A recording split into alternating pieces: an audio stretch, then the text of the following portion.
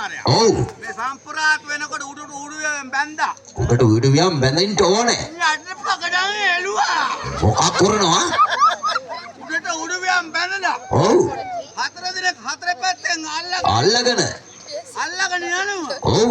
ඉස්සරහින් මම පකඩන් එලාගෙන යනවා. මොකක් එලනවා මිනිස්සු? මොකක්? දැන් මුන්දා කීවයි. පාවඩ. මුන්දාත් හොඳ පාවඩ කාර්යයක්. පාවඩ. ඉදිරියෙන් එලන්නේ. ඒ සියලු දේ තිබිය යුතුයි පෙරහැර තුලදී. ඒ වගේම මගේ පුත්තුමරුන් පිළිගැනීම සඳහා බුලුත් හුරුල්ලක්ගෙන පිළිගත යුතුයි මගේ පුත්තුමරුන්. පෙරමකට යන්න උනා බුලුත් හුරුල්ලක් අරගෙන. ඔව්. ඔව්. එසේනම් ඔකට වාරයේ කටයුතු අමාත්‍ය මණ්ඩලයේ රැස්වීම සූදානම් කර දෙන ඒට සහභාගී වීම සඳහා මං ගමන් කළ යුතුයි. එසේනම් කපිල මහා සේනාධිපති ඒ කටයුතු කාර්ය ඉෂ්ට කර මා හමුවට පැමිණේ. අවසරදාවද මේ මුන්දත් එක මම පාවඩ එලන්නම්.